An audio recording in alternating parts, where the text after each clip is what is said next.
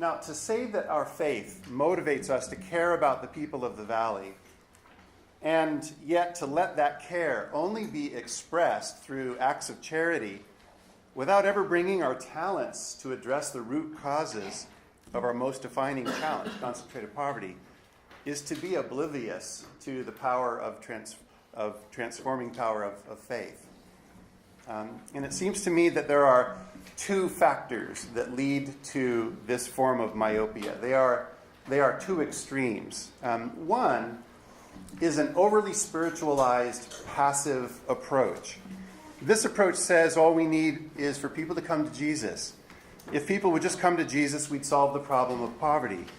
Now, I live in the poorest neighborhood of our city, and I have seen the power of Jesus to overcome amazing personal problems.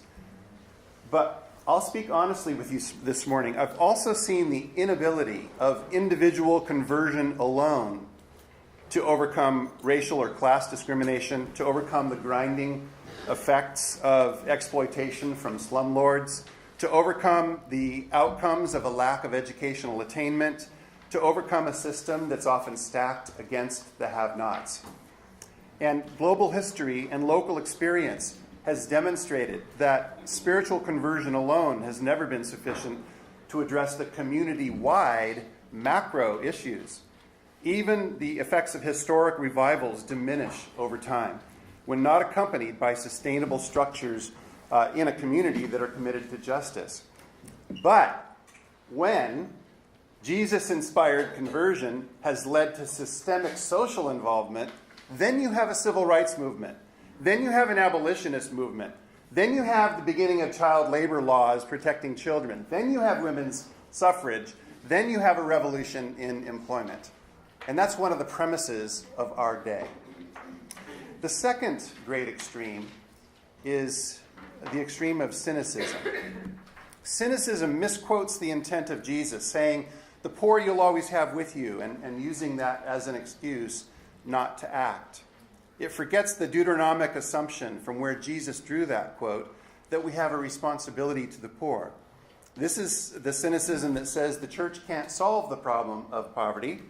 This approach leads to churches being in silos and doling out individual doses of compassion. Can I repeat that phrase to you? Doling out individual doses of compassion that can never address the systemic issues in our valley. It says, let the church be the church, and business be business, and government be government, because it can only visualize the influence of the church gathered. It forgets or ignores the skill sets and power of the church scattered. The church with business skills and knowledge. The church with investment capital. The church that comes alongside people who are struggling and helps them to develop a marketable talent or capitalize an idea. So, if we avoid an over-spiritualized passivity on the one hand and a debilitating cynicism on the other, what are our options? Well, some have called it the small is beautiful approach. Don't you love that phrase? The small is beautiful approach. What does that look like? Mother Teresa said, not all of us can do great things, but all of us can do small things with great love. Last year's summit, we met a small ministry in Montreal that works with high school students making gourmet chocolate. The kids learned all sorts of marketable skills in the process, from production to marketing to sales to accounting and to fiscal management. We met a small ministry agency in Chattanooga doing job training and placement, as well as entrepreneurial training and helping people with barriers to employment launch small businesses.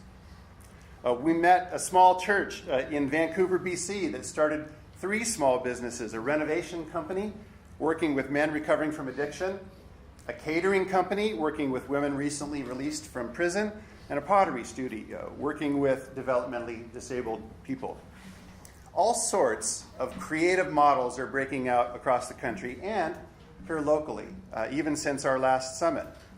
For example, North Fresno Church has launched a ministry called FACE, Fresno Area Community Enterprises. As part of this, they've launched 2 small businesses. Pastor Lauren, are you here this morning? Can you just stand from where you are at your table? Give us 2 minutes on What are these businesses? Why did you launch them, and what are they doing? Good morning, everyone. Good morning.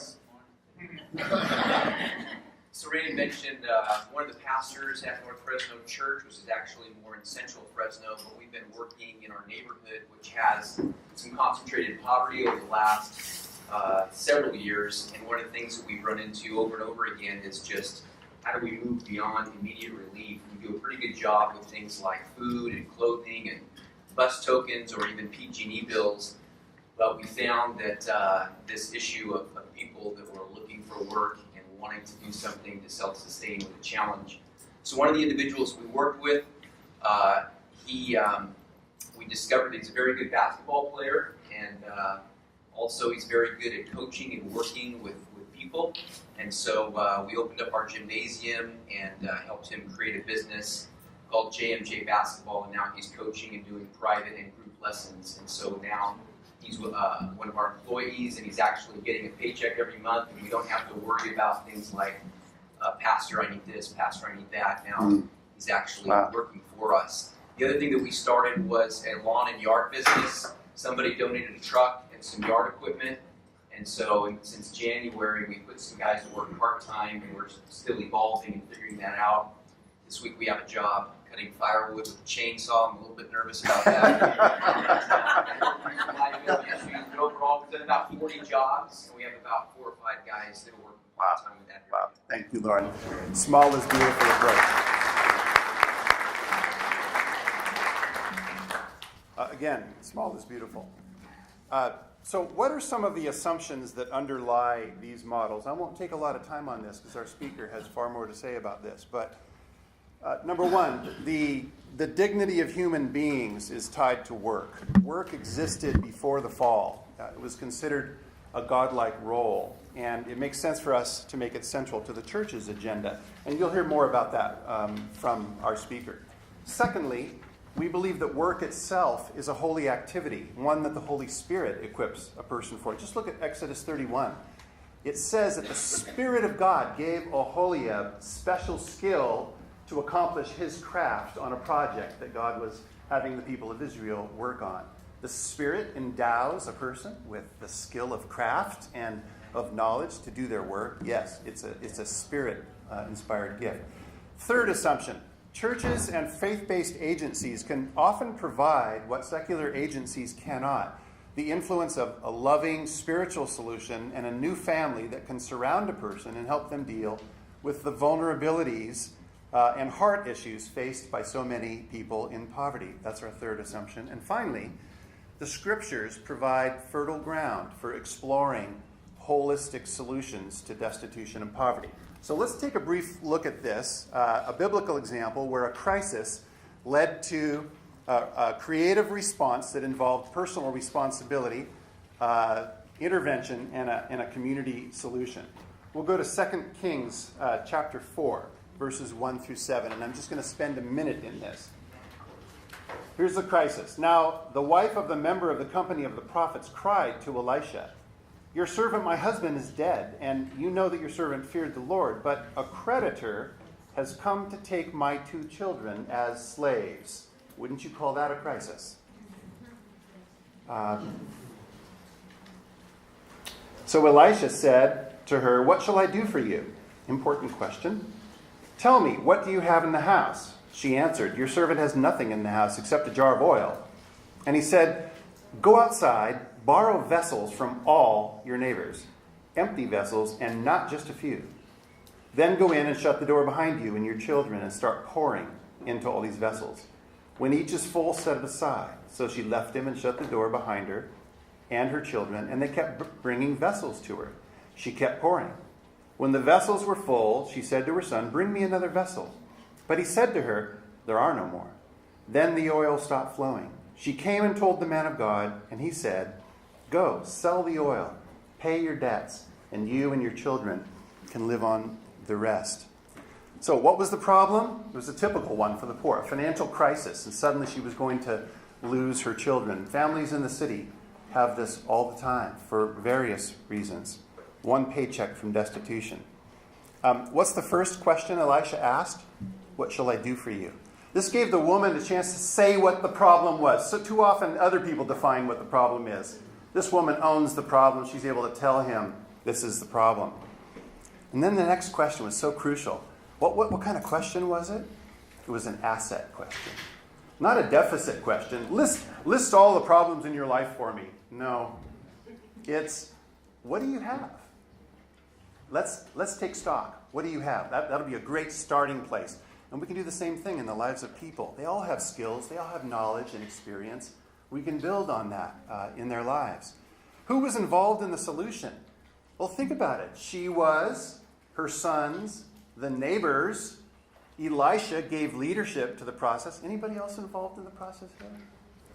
God in the miracle, right? And that is so often the very combination that it takes to achieve the kind of economic solutions that we need in our valley. The short-term implications of the solution, she could pay her debt off. The long-term implications, wasn't there like a little cottage industry right there? Suddenly she became the seller of oil. She was the go-to woman in the community. She has all this oil now. Who knows what that would capitalize then for the future? This is a long-term solution, not just a short-term solution. What's the lesson for our city here? This was a creative response to a dilemma. What's our dilemma? Seemingly intractable unemployment in our city. What's the creative response that we're looking for? Is Bryce Yoakum in the house yet? Bryce is not here yet. Okay. I'll take his place. Bryce Yoakum is a professor in our Visalia Center. And Bryce and the church, neighborhood church in Visalia, the staff of the church, the pastor of the church, used to go down the street to Maria's Mexican restaurant to have their staff lunches. And one day they came, and it turns out the restaurant had a small fire. And the fire marshal had come out. They put the fire out. The fire wasn't the big problem. The problem was the fire marshal looked around and realized there are all these other code violations in Maria's restaurant. Not to her fault. It was the owner of the building who had never done some major things. So Maria went to the owner of the building and said, hey, can you fix these? Because the fire marshal won't let me open up until you do. The owner of the building was not interested in improving the building at all or fixing the problems. He was just interested in collecting Maria's rent. So he just said, no, I don't think so. I'm not sure. And for months this went on. And finally she closed. She just could never reopen. So the church found out about this. And you guys have seen recently all the rage are these food carts, right? So Bryce, being a business professor, and Stephanie, one of the staff of the church, went to Maria and said, Maria, would you ever want to do like a food cart? And she said, I'd love to. I don't have the capital to get a truck. So he said, what if the church could do a micro loan, no interest, and help you come up with the initial capitalization? She said, well, I'd be willing to try. So he brought it to the church. The church agreed to let it come before the congregation. And they decided they'd try to raise about $3,500 so she could do the down payment on a truck. Well, that morning they raised $10,000. And later today you'll see that truck parked right out here because she's going to serve a lot of our lunch today. But now she's at mobile sites all throughout Visalia. Now this was a church doing a micro loan. Have you ever heard of any other church in the valley right now doing micro loans as a strategy to develop small business? No.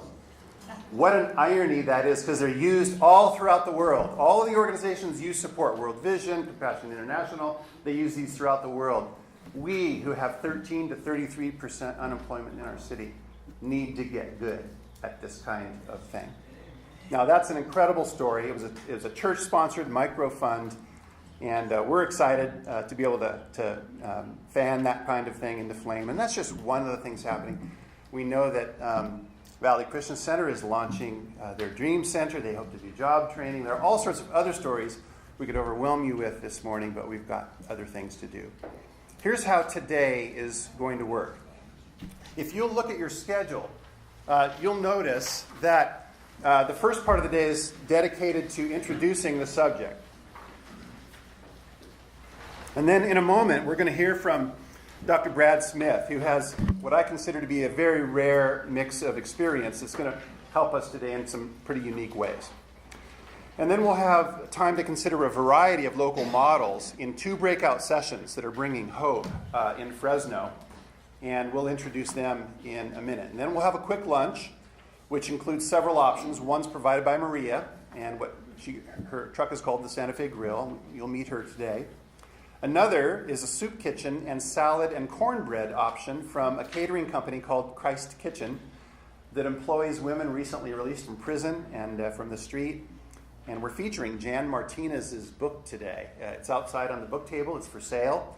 And she's an amazing woman, an amazing story. In fact, she was one of Brad Smith's students in Bucky Graduate University. So very creative models coming out of that organization. And then there is a sandwich option from a local bakery. Now, on the break, you got to go outside and get your ticket, especially color-coded ticket, for the kind of lunch you want. And I'll just ask your patience, if the kind you wanted is gone, then please choose one of the other options. And I'm sure you will not be hungry today. At lunch, we'll provide networking options by subject. All of the workshop presenters, if you didn't go to the workshop that you wanted, all of the presenters will be sitting at these tables and the ones outside. There'll be a little sign on that table. So look around before you sit down to eat your lunch, because you'll be able to have lunch with one of the presenters, and it'll give you a chance to explore more completely. And then we will finish today with a panel discussion of practical considerations. So let's briefly introduce our seminar leaders today. If you are here leading a seminar, would you stand and just say your name, the organization you're with, and the title of your seminar. And I'll just walk through the order of the seminars. But if you would stand, all of the seminar leaders stand today. And we'll start with Ways a Church Can Serve the Unemployed with Carlotta Curdy. Carlotta Curdy, North Point Community Church. I run a ministry, a volunteer ministry called North Point Works, where we are a support group, and we deal with one of the points that you talked about, where we really walk people through the spiritual and aspect and into the Word on any the crisis that they're working through. Amen. Thank you. Now, I don't think Bryce has arrived yet, so Bryce is going to do a seminar on what is a social enterprise. I mean, this might be a new term for you. A social business, social enterprise. If you ever heard of the triple bottom line, a business has to be financially viable. It's got to be have social impact, and it's got to be environmentally sustainable. So what is that all about, and how would you start one? This is what Bryce is going to talk about. And then we have Annette Watkins and Art, what's your last name? Moss. Thank you. Moss. And is Paul McCain-Legowski here yet? Not here quite yet. So tell us about your seminar. Again, I'm Arthur Moss. I'm the one-stop site manager for Workforce Connection and the Central Labor Council Partnership out of a Manchester one-stop. And Annette and I are going to talk about referring well, getting the unemployed from your church or organization or agencies to the right resources. Excellent, thank you. And there are all sorts of pipelines that we can refer to. Getting people in the right pipeline is really important, so it's a very important seminar. We also have our 3 social business contest winners here today, and you're going to meet them more in a minute, and so let me just speak for them in saying you're going to hear a lot more about each of their social enterprises as you go to their workshops, and you're going to hear about them up front. So that'll be a chance to go a little bit more deeply into them. But they include Nathan Hunt over here, Ivan Paz over here, and Gabe Hernandez over in the corner there. So this is going to be a fantastic chance to get more exposure to them.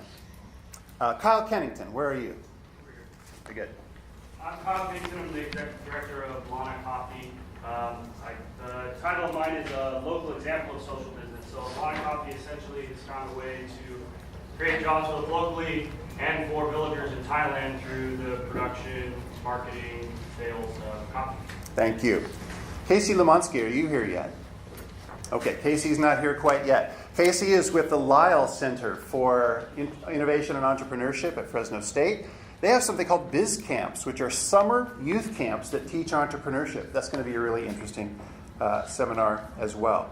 Dr. Brad Smith will be leading a seminar on business as mission. And really defining business in ways perhaps you haven't thought about it before, addressing the separation between business and ministry and removing and blurring that line, hopefully forever. Then Jeremy Hofer, are you here yet? Jeremy is from the Community Development Financial Institution. If you have a good idea for starting a social enterprise, Jeremy will help you know how to fund that vision. All sorts of financial resources out there that will help you in that process. Roy Vasquez, I don't believe is here yet either. And Roy will talk about how to do a business plan, just the basics. And you have some on your table. We'll talk about that a little bit later for the contest today. But Roy will walk you through that. Yami Rodriguez, are you here yet? She's not here, but I'm here. Okay, Cindy Mendez. Hi, I'm Cindy Mendez. I'm here doing the pre-employment strategies. I'm with my sister's closet. It's a ministry we started out of our church. I sit on the board. Started in 2008 as a response to the crisis that's happening in our city, unemployment, getting women ready for interview and resume building. So we do pre-career strategies. And so that's what I'll be presenting with. Excellent. Yanni, who's not here yet. Thank you so much, Cindy. And then finally, Craig Sharton, who I don't think here is quite yet either, is pretty much the local resident expert on the new cottage food law, which as of 2 years ago allows people to cook in their home kitchen but sell commercially, which was never legal before. And now that it is legal, it opens up the doors to all sorts of new opportunities, especially for people who just need a little extra margin in their lives. And how to utilize a church kitchen to up that game a little bit and do on a little bit more of a broad basis. So can you just give a round of applause to all these seminar leaders?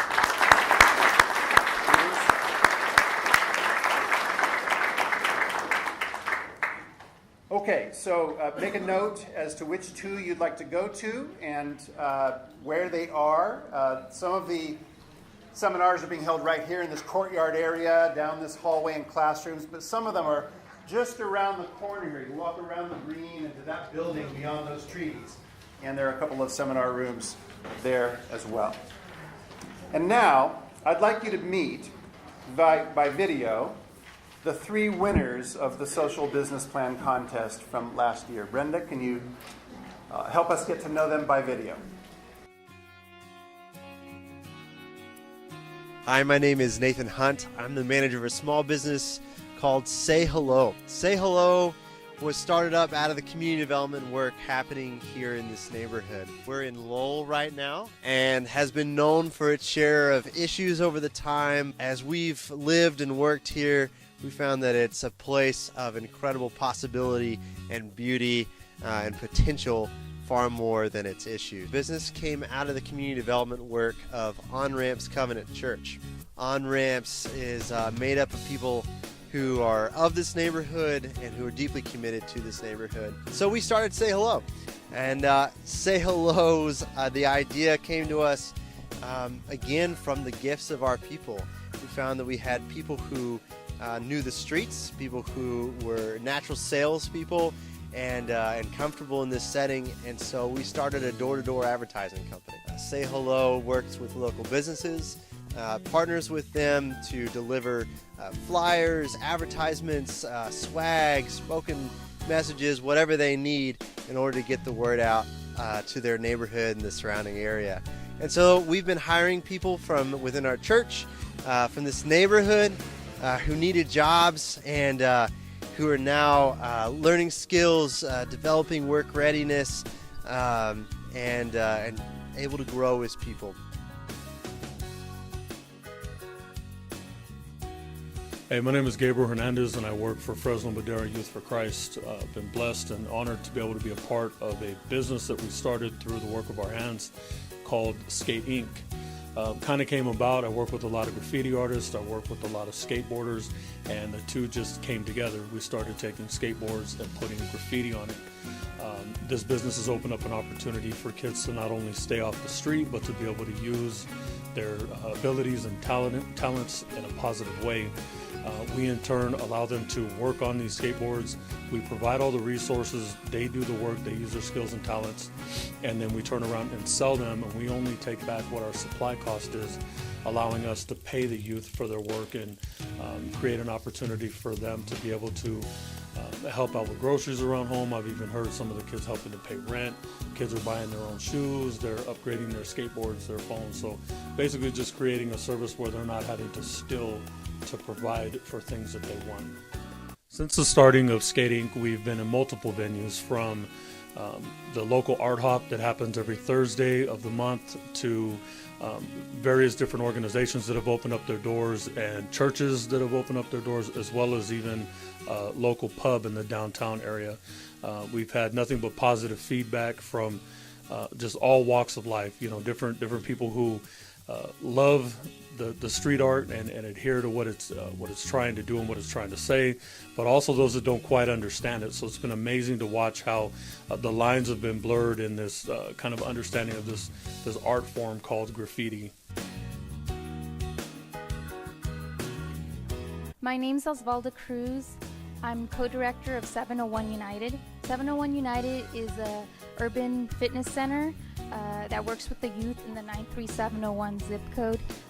It teaches them discipleship, violence mediation, fitness, health, discipleship, all through a gospel-centered perspective and through the means of mixed martial arts. Although 701 started as a community organization, it has transitioned over to a social enterprise model. It has enabled us to move towards self-sustainability as well as making an impact in the social community. In December of last year, we received our first investment. We were able to purchase much needed equipment for the facility. However, our continuous means of revenue has been through the monthly membership fees that the kids pay to take classes with us. With that, we have been able to provide jobs for our youth leaders. With the job opportunities that we have provided, the leaders have been able to learn life skills, what it takes to hold a job, be on time, assist trainers, and that's just a little bit of what goes on here at 701 United. We hope to continue growing, keep forming long-lasting relationships, and invite you to come and check us out. Thanks to Brenda Bravo for putting that little video together. Now I'd like to invite the three social business winners to come forward, and we'll just ask you a few questions about how your businesses are going. Nathan and Ivan and Gabe.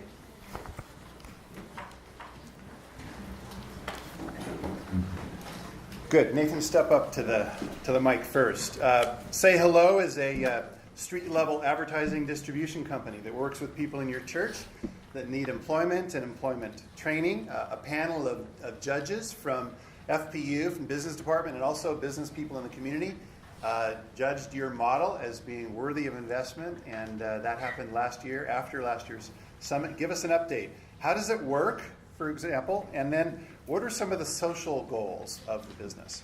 Sure. Well, first of all, it's simple. We're actually it's a very simple business model. I would hate for anyone to leave today really impressed with all that we can do, and not with the sense of this is very attainable kind of thing for ourselves. So all we do is try and put together a comprehensive set of advertising services for local businesses, churches, whoever wants to get the word out to their local community. So we do advertising consulting, we do printing, graphic design, and then street level distribution of flyers, swag, the kind of things that I said in the video. We'll also do spoken messages. We're even doing some surveys for different organizations now. We're trying to be very flexible and customizable in what we do. No singing telegrams yet. Not yet, Okay. but we have the right people for it if it comes to that. What are some of the social goals of the business? Yeah, so social goals, I mean, the beauty of this, and we've already talked about dignity, we're a business. We don't hand out charity, we hand out paychecks, right? Mm-hmm. So that in and of itself is a beautiful thing. We've already had 7 people. We just started in March as a business, and in 3 months we've already been able to give paychecks to 7 people. And so just folks need money, guys. It's as simple as that, and they need it in a way that affirms the dignity that they already have. And so as a business, we're able to do that. So that's one, and then 2 is we put together a employee development program, and the business provides a context where we can just help shape people and move them towards the next step, towards their goals, towards their dreams, build up those kind of soft skills that are really necessary in the workplace to move forward, as well as hard skills like interviews and resumes and all those kind of things. So how many contracts do you have so far, and what's next in building the enterprise? Let's see. In just 3 months, we have worked for Neighborhood Thrift. We are still in the midst of helping Oliver Vanes with his campaign. We've worked for Ivan now. We've done a few churches. We have I don't know, at least 10. I could keep listing them off. So it's been really good. Next steps, I would say first is just continuing to scale what we're doing. I would love, I think a good number for us to get to right now would be about 6 employees who are all getting 20 plus hours a week. We'd love to get to that point in the next 6 months to a year, and I think we're on that track.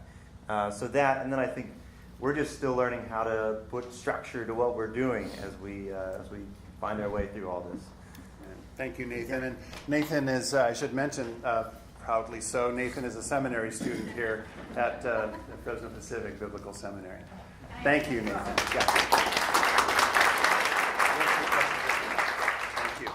Let me introduce you to Ivan Paz, co-director of Skate Inc. And so, Ivan, fitness and sorry, 701 United. Did I say Skate Inc? Yeah, don't give my job. You guys look so much alike, right?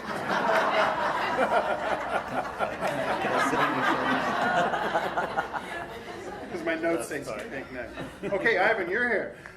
Fitness and martial arts to reduce violence. Yes. Come on, tell us about that.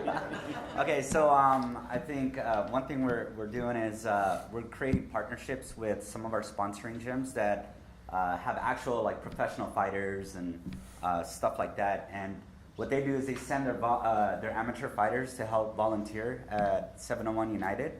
So they train our kids with certain lessons. And then I'm just a theologian. I'm not much of a like business guy or like, I'm not much of that stuff. So I bring the scriptures. I do Bible lessons with the kids after our workouts to make sure that there is an investment of the kind of virtues we want to see in them. And then Ozzy, Osvaldo Cruz, who you saw in the video, she's my partner. She kind of brings a little bit of the administrative stuff from the business she works for. And then Eugene Lopez, who's sitting back, you hear more from at the workshop. He has experience in coaching. So I think really like all three of us together with our volunteers and then our youth kind of create this type of environment. But so kids in the poorest neighborhood of the city are paying you a monthly fee. Yeah, we used to allow them to come and work out, but they would kind of show up once a week, and maybe we didn't see them again. But ever since we had put together a fee, which is $15 a month, compared to $75 or $100 a month, they've it's so affordable. They come and they're committed to it, so they make sure they get the most out of their money. And so they're paying you a monthly fee. They come to the weekly fitness training sessions. Is it sustainable? Is it paying for itself right now? Yes, I think when we started with the $2,000 gift or award from the CCT, we've actually multiplied that by 9. So, and that's just in 5 months. Yeah. So we are now very self-sustainable. We've hired 2 of our teenage boys. We've also created a small part-time job for coaching opportunities. For some of our college students or college graduates who have a kinesiology degree or something like that. So, we're definitely creating jobs out of our programs. Everybody say thanks to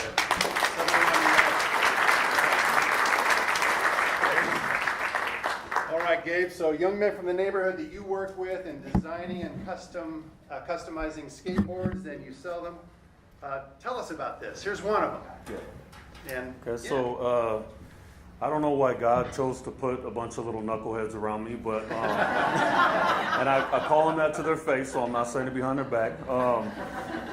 Basically, I've been an artist my whole life, and it's just amazing how God will use some of the talents that we have to connect with other people. And God just kept bringing this group of illegal graffiti vandals around and was trying to encourage them to stop doing it in that way and trying to tell them, look, man, you guys are really talented. So we actually started by going into churches. Youth groups, of course, want to look cool and be inviting. And so I bring these guys in, and this would probably be one of the only times that they actually go to church because they don't attend.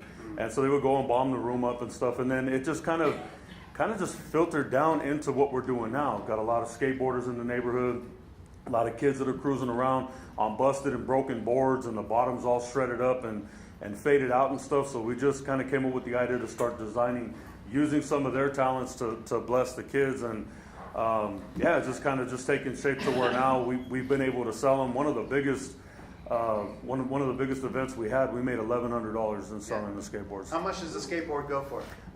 We started asking, somebody threw out $100, so that's what we started asking. We know that some of them are not, they're not going to sell for that, and I know it sounds kind of messed up, but well, no, I mean, they're just not. You know, we really, since Randy's kind of given us some advice and some guidance, we really need to have like a standard of quality. You know what I mean? It's got to meet a certain amount. If we're going to ask for that kind of commitment from the person who's buying it, then at least that much commitment needs to come back. Because really, what are we teaching the youth? They can scribble whatever they want on a board, and they're still getting a handout. So there still needs to be a level of performance there, you know, to the best of their ability.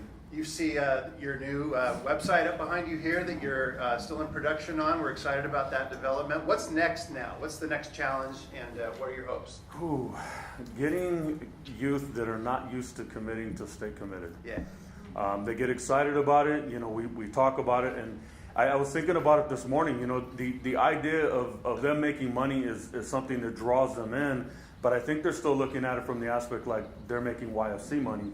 I think we've done a really good model of breaking it down, that if we sell, you know, a specific board for $100, we break it down into 4. You know what I mean? YFC gets a cost back so that we can continue to do this, and then the money split amongst the youth that we have working with us. But I don't know if that's enticing enough. So, you know, I really don't know what the next step is. We got youth that they're committed for one day, and then they don't show up for a month, and then they're committed for a month, and then we don't see them. So right now it's just really trying to just encourage them to stay committed and stay through the long run so that they can see some fruit for their work. That's excellent. Let's give Skate.